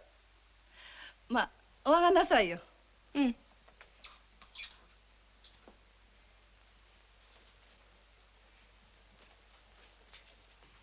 それ敷いてよ。うん。おばさま、あやどこ行ってると思う？さあ、どこかしら。私、見当ついてんだ。ゆうべ、いろんなこと聞いちゃった。ああ、あや子ゆうべゆりちゃんとこ行ったの。そうよ。おばさま、再婚なさるんですって？えあんたまでそんなこと。だから私言ってやったの。そんなことで怒るなんてまるっきり赤ん坊だって。おばさまにだっていろんな事情あるわよね。そりゃあるけど。あやずるいわよ。自分のこと棚にあげておばさまばっかり責めてんだもん。だからうんと言ってやったの。そしたら今日会社で全然口聞かないの。そう。だから来てみたんだけど、本当のこと言って、ねおばさま、あやちょっとずれてるわよ。どうして？私があやだったらおばさまに再婚してもらった方がずっといいわ。そう。どうして？だってさ、結婚した場合重荷にならないもの。悪いけど。そうね。そうかもしれないわね。そうよ。誰だってそう思うわよ。そう思わないのあやだけよ。ウェットよ。最低よ。そうなると私邪魔ね。うん、邪魔ってこともないけどさ。でもちょっと邪魔かな。ごめんなさい。おばさま寂しい？寂しくったってしょうがないわよ。あの子が幸せになれるんだったらそんなこと我慢しなきゃ。偉い。おばさまの方がよっぽど話せる。でもおばさまよく決心なすったわ。それでなきゃあやいつまでたったってお嫁に行かないもの。そうかしら。そうよ。そんなこと言ってたもの。そう。おばさまの方さえ決まりゃあやすぐにでも一気になるわよ。困った子ね。ほんと困った子よ。あや一体何が不満なんだろう。素敵じゃない。ねおばさま。何が？平山さん、大学の先生なら言うとこないじゃない。それに亡くなったおじさまのお友達ならなおいいじゃない。何もかも分かってて。けどゆりちゃん、それは違うのよ。違わない違わない。いいのよそれで。いいのって何がよ。あんたもなんか勘違いしてるんじゃない？平山さんのお話なんておばさん何にも知らないわ。うそうそ。おばさま照れなくたっていいわよ。照れるなんて本当よ。本当に知らないのよ。本当？そんなのあるかしら。じゃあおばさま本当にご存じないの？ええ、そうよ。そんなこと全然聞いてないわ。じゃあひどいじゃない。どういうんだろう。そんなこと言いふらしたりして。そう。おばさまご存じなかったの？そうよ。そうなの。バカにしてるわね。おかえり。どこ行ってたの？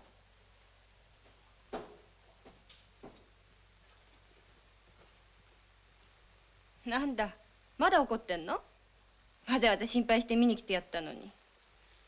余計なお世話よ。帰ってよ。帰るわよ。いいじゃないのゆりちゃん。泊まってらっしゃいよ。いやよお母さん。私そんな人と一緒に寝るの。あやちゃん。いいのよ。帰ってもらって。帰るわよ。へんだ。じゃあおばさまおやすみなさい。そう？帰る？悪いわね。うん。いいだ。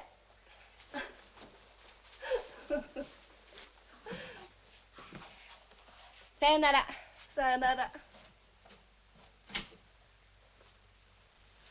ごめんなさい。うん、いいの。困った子。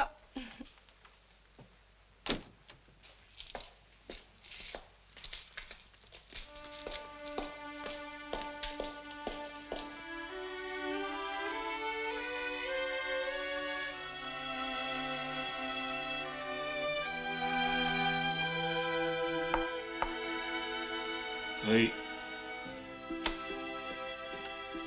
平山さんお見えになりました。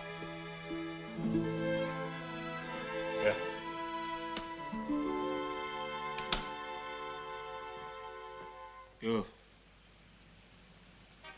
どうしたい？実は変なことになっちゃったんだよ。何が？おかしなのが来ちゃったんだ。なんだい？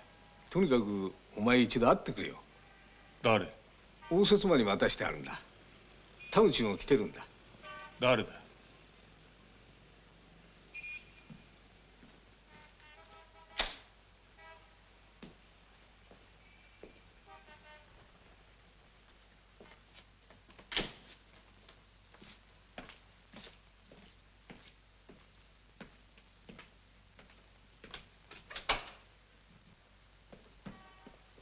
よう。よなんだい？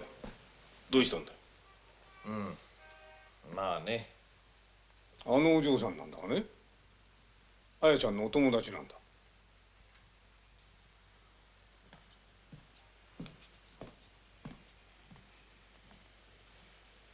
佐々木百合子です。間宮です。さあどうぞ。さあどうぞ。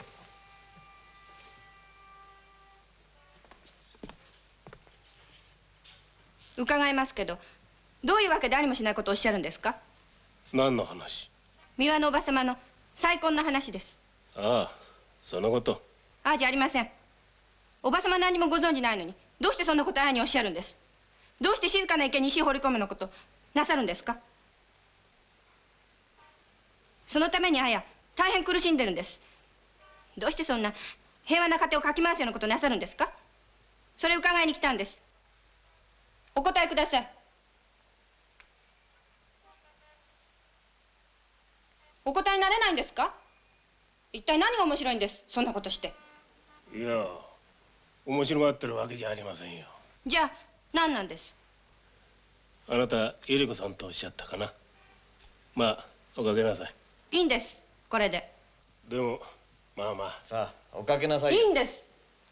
いやお前んとこは応接間があるからいいよ。俺はいきなりこれを大学でやられちゃったんだよ。ところでね、ゆりちゃん。百合子とおっしゃってください。あ、これは失敬。俺も一応は説明したんだけどね。あなたに伺ってんじゃありません。あ、そ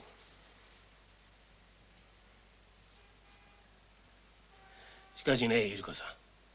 君、宮のおばさんの再婚についてはどうなの？不賛成ですか？それは賛成です。けど、それとは違います。いや、違わないんだね。あやちゃんはああいう子だ。お母さんが再婚でもしない限り、お嫁になんか行きそうもないんだね。そんなら、なぜそれを先におっしゃらないんです？おばさま、このおじさまのことなんか何もご存じないじゃありませんか。おう。それ俺もさっきこのお嬢さんから聞いたんだけどね。一体どういうんだよ。俺の話まだ何にもしてないんだってじゃないか。お前はちょいと黙ってろよ。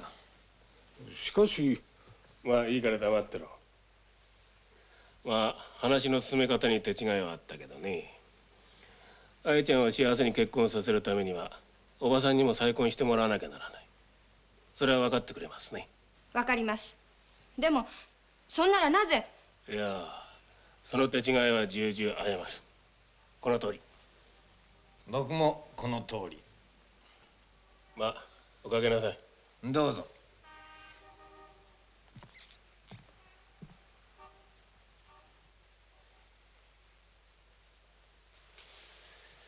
ところで問題は宮のおばさんに再婚の意思があるかないかだけど。そりゃあります。私聞いたんです。ありますか？あります。はい。よかったな。いや。じゃあ百合子さんに一つ協力してもらってだね。まずおばさんの話を決めて、それからあやちゃんの方を決める。どうかな？ええ、それだったらいいわ。ああ、それなら筋が通る。お前また元気が出てきたじゃないか。いや。でもおばさまの相手このおじさまに決まってますの？いや、まだはっきり決まったわけじゃないんだけど。どう？いけませんか？いけなかないわ。いいと思うわ。いい。素敵よ。素敵？じゃあ平山、祝杯あげなきゃいかんな。いや。いやってお前がおごるんだよ。俺はか？おるおる。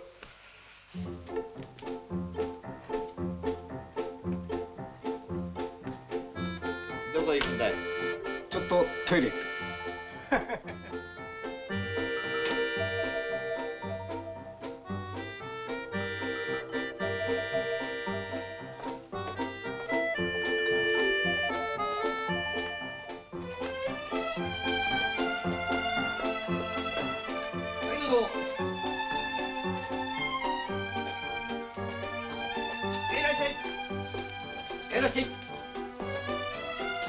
ずいぶん遠いんだね。ここかい、うまいうちってのは。そうよ。熱いのつけてよ。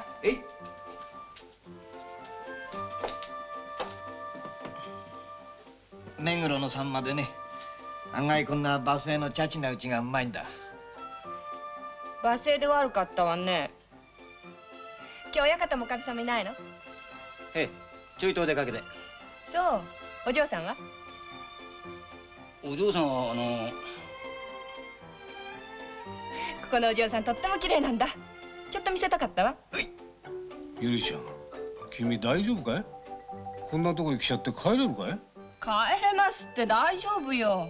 お日様こそしっかりしてよ。何つかす？お酒どうしたの？お酒。へい、ただいま。そっちのお日様たち何食べる？何がうまいんだ、ここ。なんだって美味しいわよ。何でもいいからじゃんじゃんつけてよ。へい。おい、もうそうは食えないよ。食べられるって。ここのうち美味しいんだから。つけてつけて。へい。ところで平山君、宮のおばちゃまにうまくいってあげるけど、君本当に宮のおばちゃま愛せる？ああ、愛せるよ。いつまでも永久にだよ。ああ、そうだよ。幸せなやつだよ。なあ。過方もんだよ。まったくね。へい、お待ちろ。へい、熱いの。お。しかし、よかったよ。ねえ、平山君。いや、ありがとう。持つべきものは友達だ。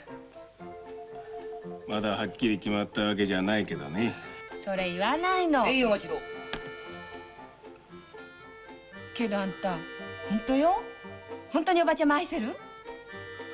ああ、愛せるよ。いつまでも永久にだよ。ああ、そうだよ。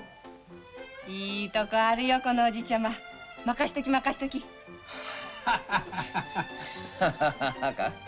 幸せなやつだよ。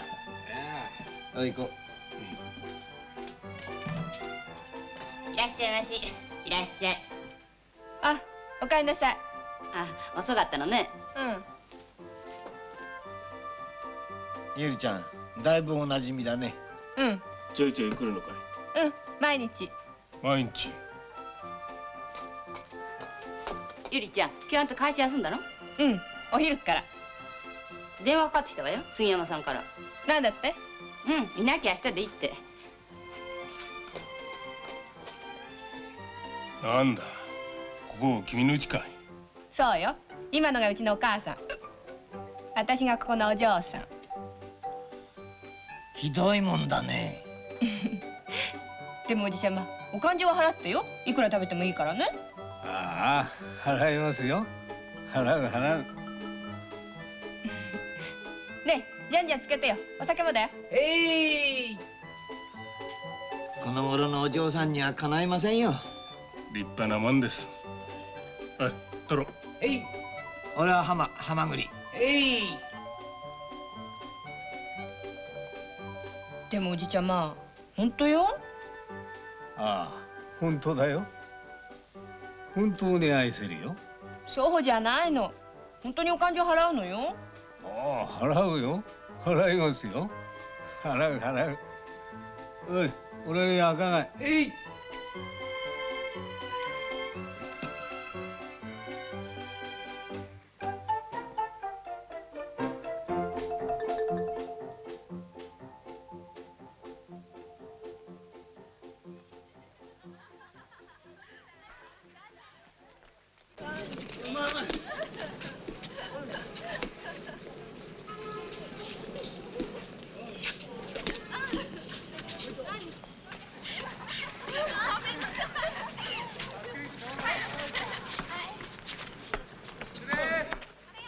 そうか。それで宮君休暇取ってんのか。うん。周遊券であちこち回るんだって。そうか。それはよかったじゃないか。仲良くなって。綾の方がちょっとこじれてたんだけど、でもどうやら割り切ったらしい。本当のお母さんってやっぱりいいなと思っちゃった。君んとこだっていいじゃないか。いいお母さんだよ。そりゃいいけどさ、でもどっか違うわよ。これでも私お母さんに気遣ってんのよ。そうかな。そう見えない？見えなきゃ私がよっぽどうまいんだな。行くわよ。ありがとう。あや、今日どこ行ってるかな。ちょっと羨ましいな。おう、送別会。また山行くか。後藤も誘ってさ。うん、行こう行こう。こんな日山歩いてたらいい気持ちよ。会社なんかにいることないよ。そうだよな。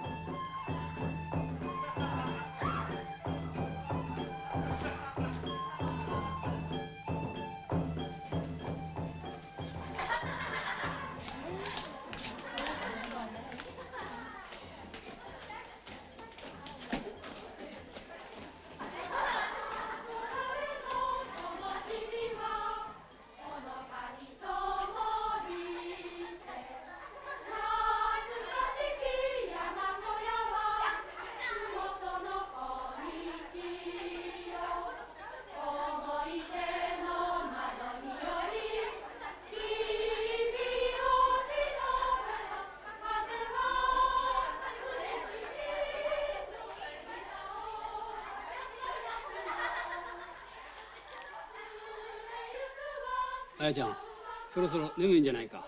いいえ、まだ。あいにく今日は今度ってうるさいだろ。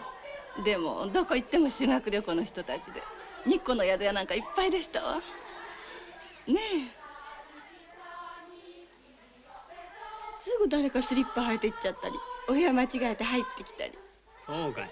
じゃああんまり落ち着けなかったね。でも結構楽しゅうございましたわ。そう、それはよかった。ごめんくださいまし。旦那様、修学旅行の先生がお帳場のお待ちですが。ああ、そうか。今行く。でもよかったよ。あやちゃんにはいいお婿さんが決まるし、あんたもよそへ行く気になってくれて。いや、私はあやちゃんのことより本当はあんたのことの方が気になっとったんだ。いろいろご心配おかけして。いやあ、よかったよ。じゃあまあゆっくりお休み。いや。おやすみなさいまし。おやすみなさい。おやすみ。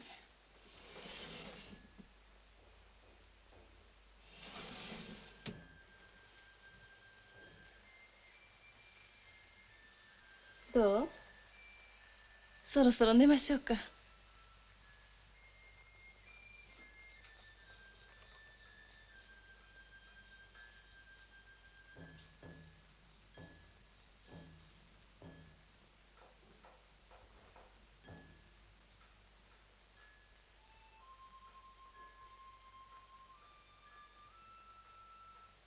あやちゃん、こっち来ない？うん。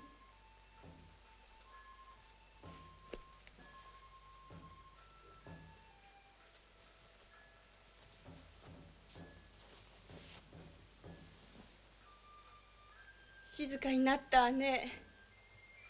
修学旅行の人たち、もう寝ちゃったのかな。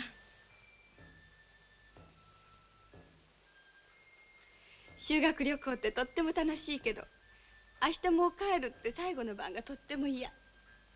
これでもうおしまいかと思うとなんだかがっかりしちゃって。お母さんそんな経験ない？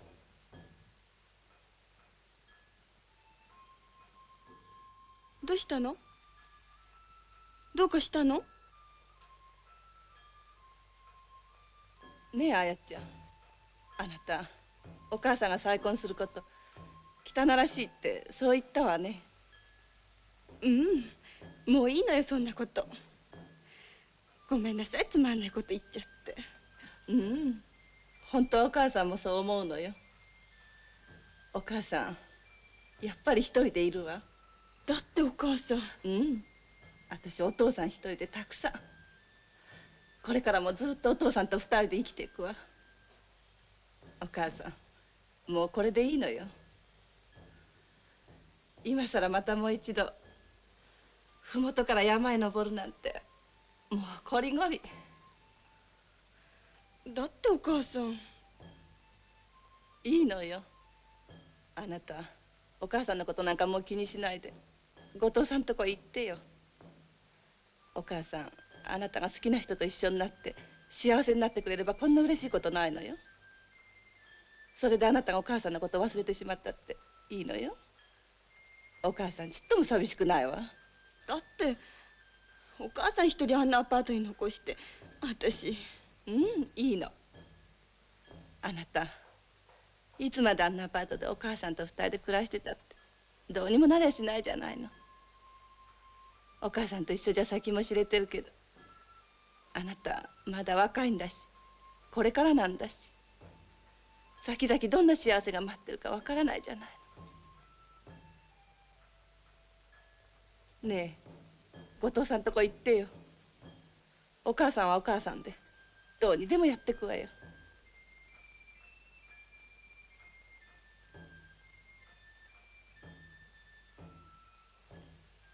ねえ、そうしてね。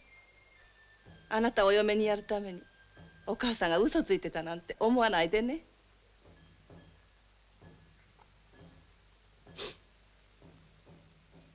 ねえ、わかるわね。わかってくれたわね。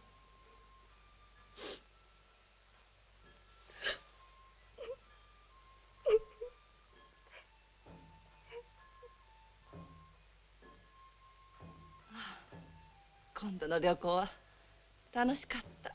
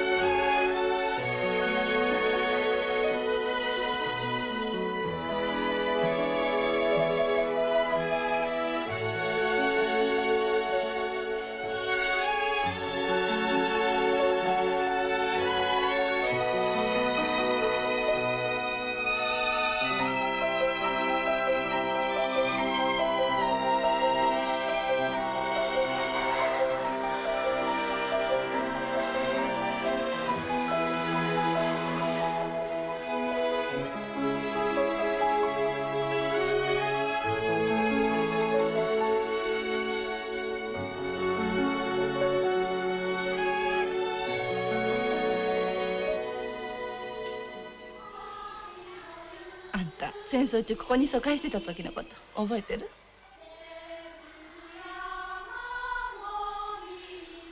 お父さん日曜ごとに帰ってらしてもう何にもない時だったけど、いつもなんかかんかあなたにお土産持ってらして、いいお父さんだった。もうあなたと二人っきりの旅行もこれでおしまいね。幸せになってよ。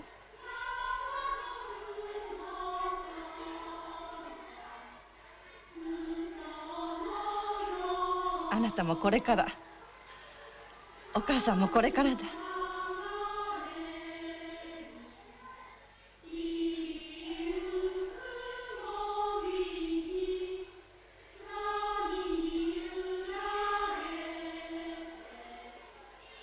こでゆであずき食べたこといつまでも覚えてるわ。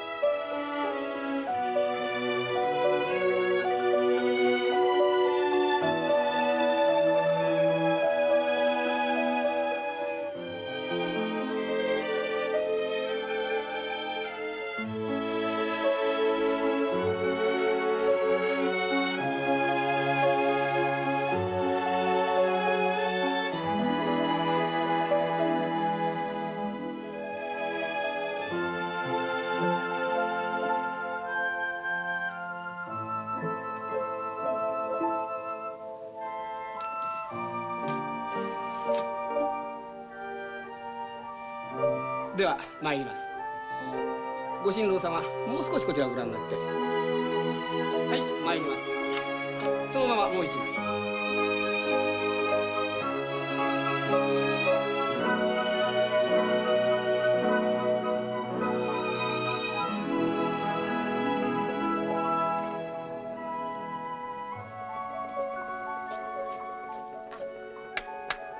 ちょっとこちらのお座敷お酒だよ。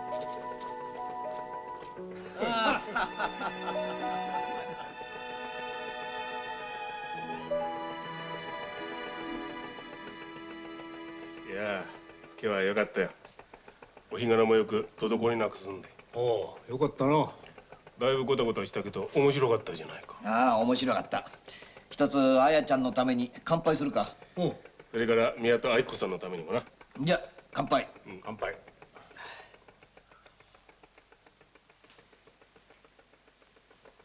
でも俺はあんまり面白くもなかったよ。でもいいじゃないか。肝心な目的だけは達したわけだ。あやちゃん幸せになったんだもそれはいいけどさ、俺だけ出しに使われちゃって。お前たちはまあいいよ。パイプもらったから。これか。お前だって得したよ。いい夢見たじゃないか。夢じゃしょうがないよ。しかし世の中なんてみんなが寄ってたかって複雑にしてるんだな。案外簡単なものなのにさ。それはお前たちのことだよ。しかし驚いたね。寿司屋の娘。ああ、あれか。でも面白かったじゃないか。ああいうのもたまにはいいよ。ウェットすぎても困るからな。でもあんまりドライでも困るぜ。うちのやつなんかこれからだからね。親はたまりませんよ。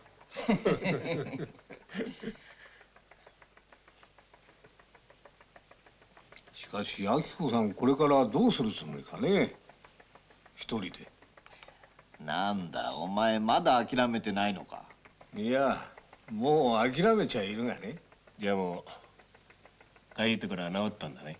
いやかゆいとこは依然としてかゆいよ。しかし面白かったじゃないか。これでもうおしまいかと思うとちょいと寂しいね。他に何かないかね。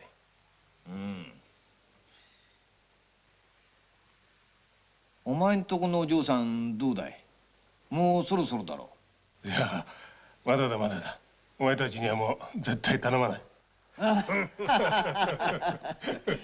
じゃあまあ行こう。おいウイスキーあるぞ。いやこれでいい。いや面白かったよ。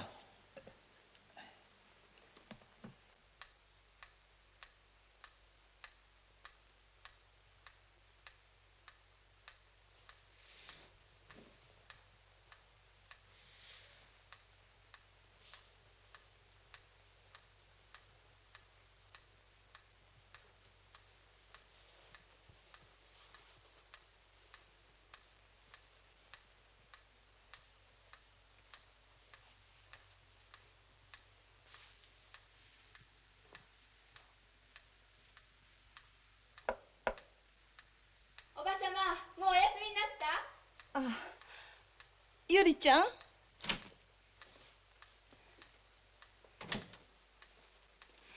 どうしてらっしゃるかと思って見に来たの。私たちあれからみんなで銀座行ったのよ。これ。どうもありがとう。あや、今日とっても綺麗だった。日本髪とってもよく似合って。そう？気に入らないなんて言ってたけど。よかった。おばさま、私これからちょいちょい来ていい？ええ、どうぞどうぞ来てちょうだい。本当よ。でもよかった。おばさまお元気で。そうよ、元気よ。今日は本当に嬉しかった。皆さんのおかげであや子幸せよ。本当いいお母様持ってあや本当に幸せよ。じゃあおばさま帰ります。そう？ありがとう。わざわざ。じゃあおやすみなさい。おやすみなさい。さよなら。さよなら。